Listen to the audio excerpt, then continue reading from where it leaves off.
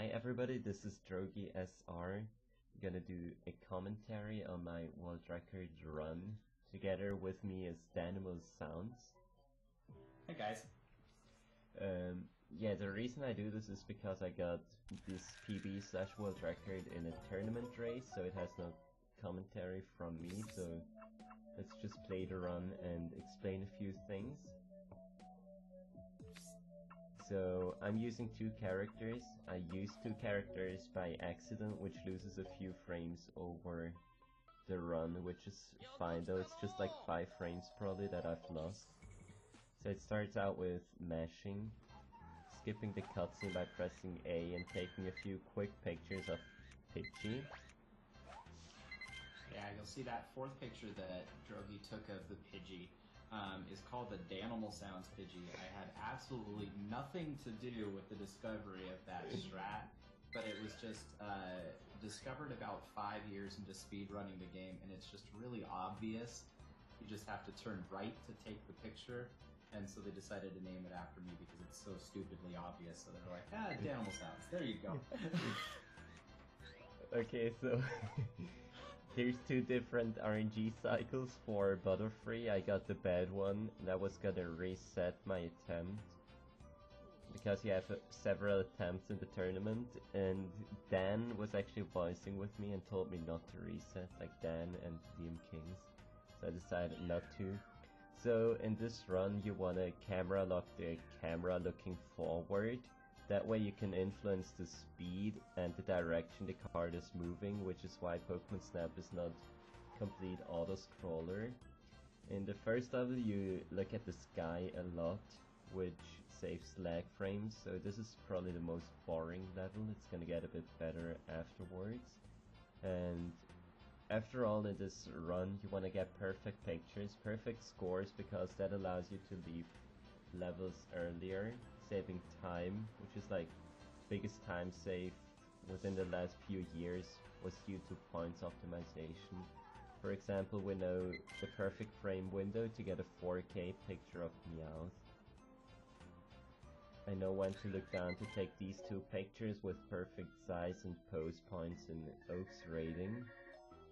And we've done like many hours of testing on every single Pokemon, and like we tried to max out every single score because you need like perfect score and you shouldn't lose more than like few hundred points per picture to actually get a good run going.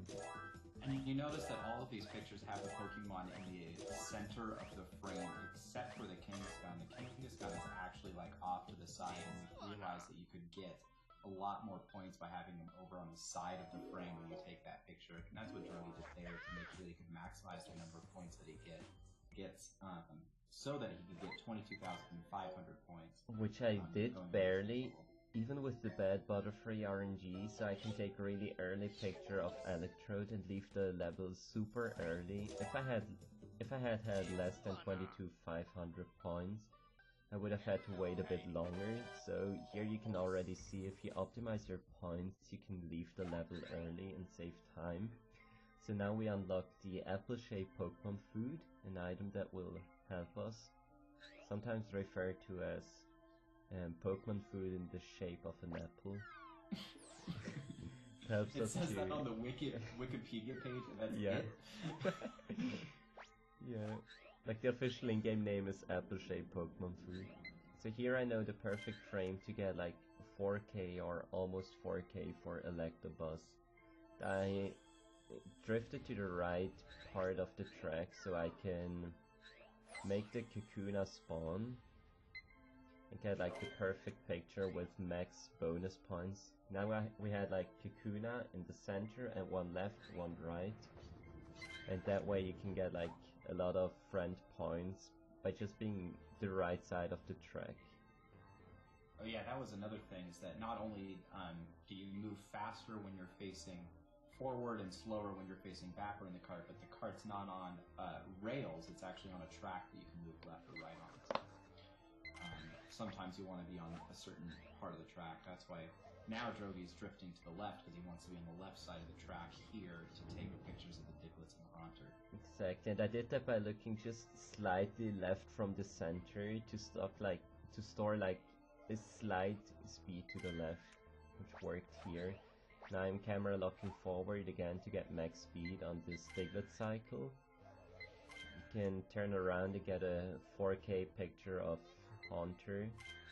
And we used to take the Diglett pictures earlier, but now with that cycle you can get a double duck trio, so you sacrifice a few points on Diglett, but get way more points on the double duck trio that we optimized too. With like the perfect frame and everything, you can get like up to 4.4K. So this is one of the hardest parts of the run. You want to get a quick picture of magnitude, like chasing the apple. Here I slightly messed up, so I couldn't get a really good picture of Magneton in time. Because you want to leave the level early by triggering the cutscene by hitting Electrode with an apple-shaped Pokemon food. And I got that, but didn't quite get the perfect Magneton in pose, because he has to be facing you and reach the apple-shaped Pokemon food in order for you to get the best pose points. And yeah, Magikarp angle is RNG based, so the points vary there. You can get a few hundred more or less points. I got somewhat bad RNG, but my magnitude picture was really good. So yeah, those are decent scores, especially Zubat is good. You want to have it as close to 4,000 points as possible. And here I lost... So you don't need specific number of points going into Volcano.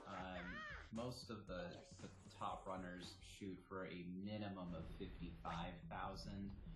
You will see 57, 58,000 with really good pictures though. Yeah, I lost 1,800 points on what's his name again? Magneton. And yeah, which is why I only got like 55,000 points. I knew this run was on life support right now because I had really low point score. So I had to rely on good Magmar RNG. You want to have it as close to the edge as possible, so you can get like more size points for Magmar and Charmander and Charmeleon. You're gonna see that in a few seconds. So I got the good RNG here. Decided to lure the Charmander close to the edge. Take the picture of Charmeleon instantly because I still got many size points. You can make him like throw an apple-shaped Pokemon food for him and get more pose points, but because I had such good size, I didn't have to improve the pose.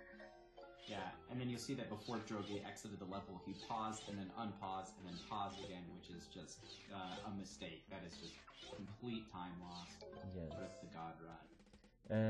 So now because I had enough points, because I got good Magmar RNG, I could take a really early picture of Moltres, like right after it spawns, and just leave the level afterwards. And you want to have 72,380 points around at this point, so you can take an early picture of Poliwag.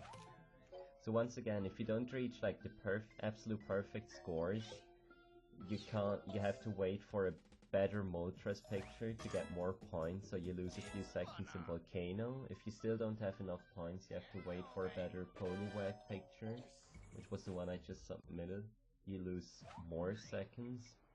So because I got good points here, I was able to leave the levels, or exit the levels earlier again. Yeah, so 72,380 points is the minimum for getting into this level and to get those Pester Balls unlocked.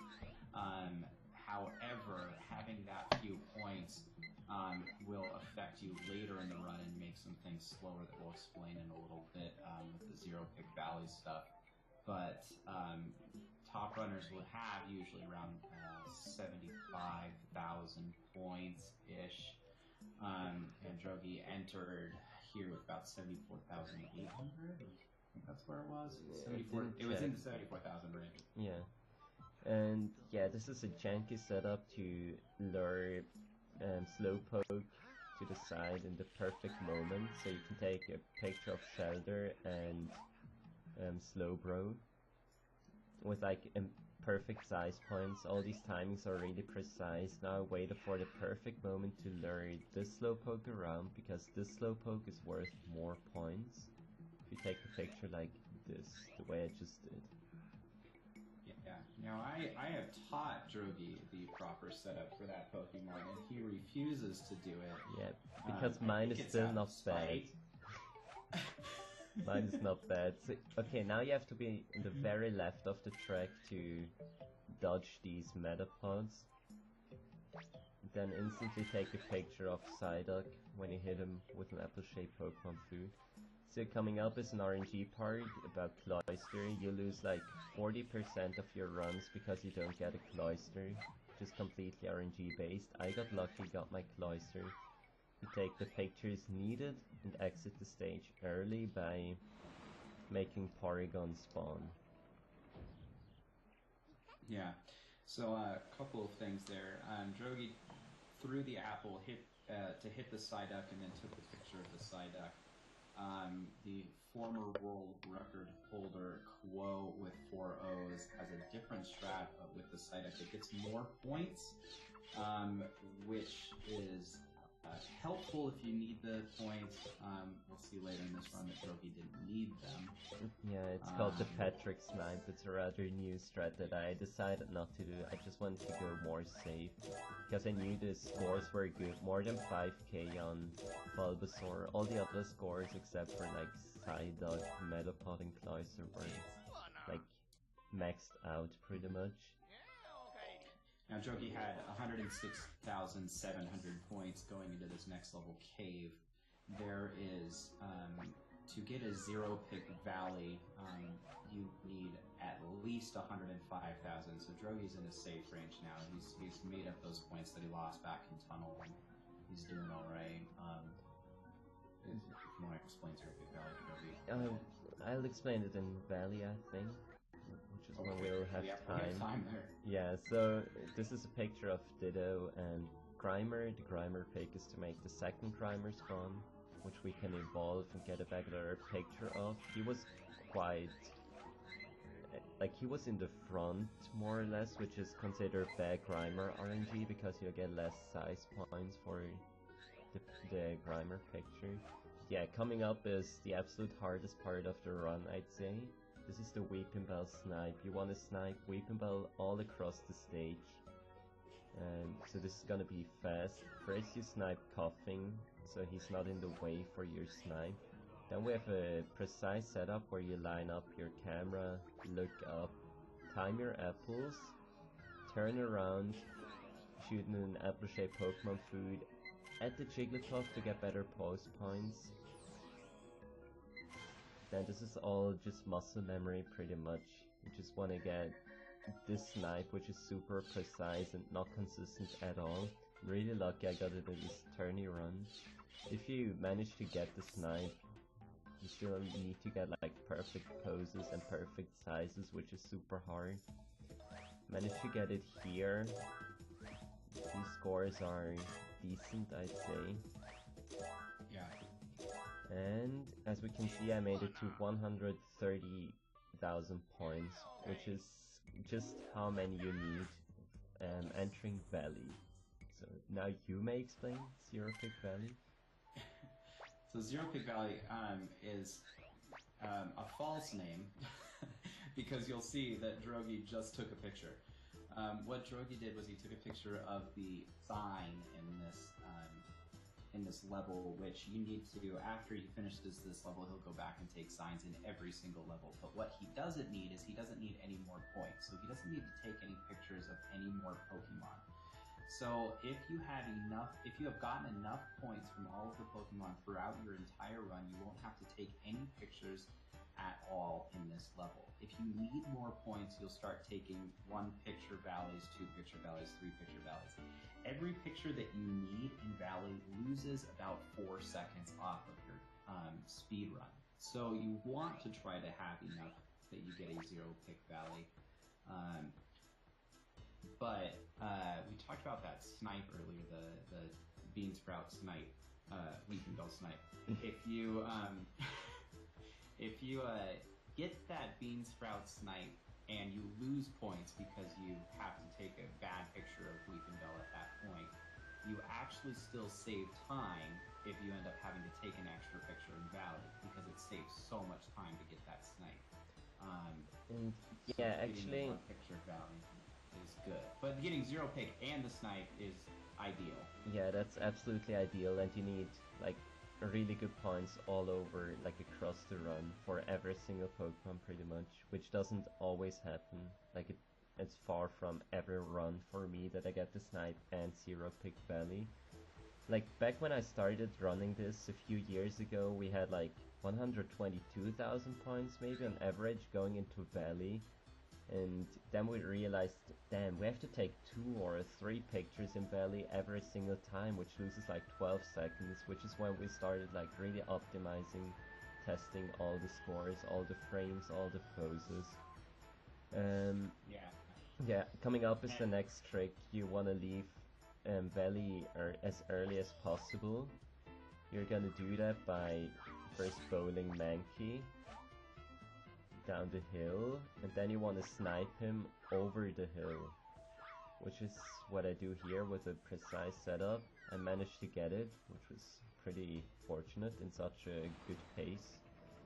Yeah. And then Drogi throws 5 Pester Balls right there over the mountain to hit the Mankey. There's a new setup, gosh, it's a week and a half old, where you can actually just throw 1 Pester Ball. It's a 12 frame window. It's not too difficult with that wide of a window, but not everyone has implemented it yet just because it is so new. But it's the exact same amount of time. It's just implementing throwing 1 Pester Ball. It doesn't say the losing time, I believe. Gosh, I could be saying that wrong. Okay. Yeah, it's just a slight menu mistake because I almost entered the wrong stage. Wanted to point that out. Lost me like half a second, maybe a bit less. So now I'm 2 seconds ahead of my 2047, which used to be my old PB, going into signs.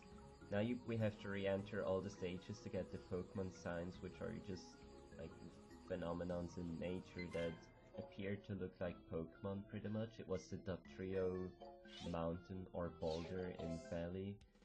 It was this sign that looks like Mewtwo in Cave. And coming up next is... Okay, now we unlock the Pokeflute, which will allow us to get the river sign. This is... what's the Pokemon called again on the sign? Cubone is the... Cubone, yeah. Cubone at There's a tree in Marowak. the shape of a Cubone. There's a Vileplume right in front of it that is creating smoke. But if you play the flute, then the Vileplume jumps up and dances, stops creating the smoke, and then you're able to see the tree. I should practice my English Pokemon names. Thanks, Dan. Okay, next sign is quite hard because it requires a frame perfect input. This game runs at around 30 frames per second. You wanna boost and throw a Pester Ball in the right frame to get like the earliest possible coughing sign to spawn, which is I managed to get this here.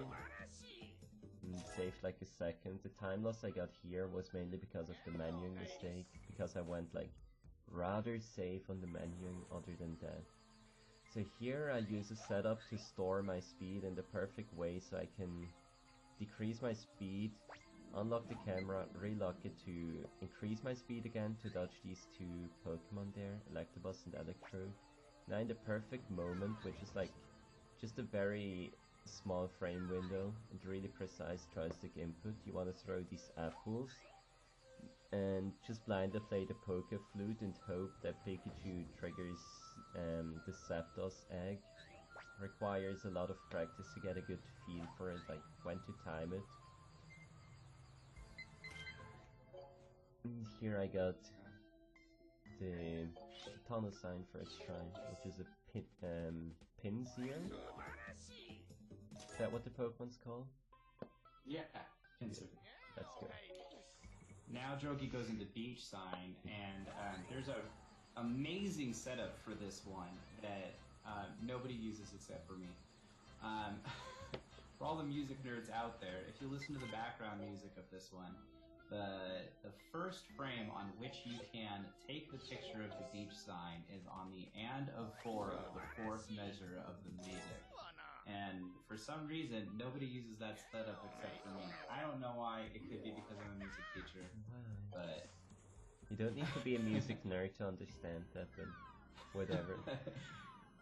Here I tried to predict the meal cycle. I slightly messed up my timing, so this didn't really work out. This was not the absolute perfect Mew RNG. Mew RNG means you can spawn in different places and have different speeds. After all, it could have been worse, I guess. Best possible time was 20:38 going into Mew fight. Losing 5 seconds in this part is not too bad, I guess. Here it's about predicting where Mew flies, or what I do is I just try to react as quick as possible. 50-50 chance Mew can spawn left or right. I guess right that he's gonna spawn left. And he got the picture. Submitted it. Centered Mew picked. Loses 2 frames, but it's a bit more actually, I believe, like 4 frames. Isn't that what we agreed on? Anyway, I got the 20:43.60 after retime. And yeah, it was a pretty solid run overall. No huge mistakes. That menuing mistake or like start level exit mistake in Volcano. What else? Maybe the menuing mistake. Oh yeah, bad Magneton picture. And it was like made up the points later, so I can still shave off like 7 seconds maybe off of this run, but this would be a godlike run and really hard to beat. So yeah, basically we want to encourage you to maybe try this game out too, because it has some really precise and solid tech, a few really cool tricks, points optimization. You need to be really knowledgeable and skilled to get like max points. We have different techs too, for example the camera extension that we didn't mention, where you basically enhance the screen so you can unload more Pokemon. It's hard to explain.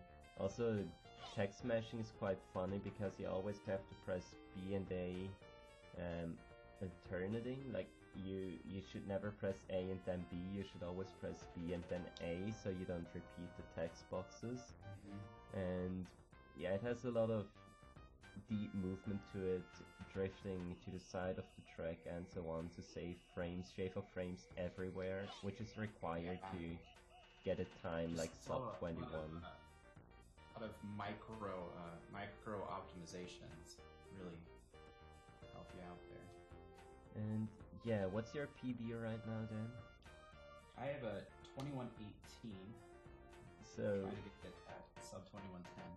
Maybe you can start playing now and try to beat Dan as quick as possible and get a sub 21.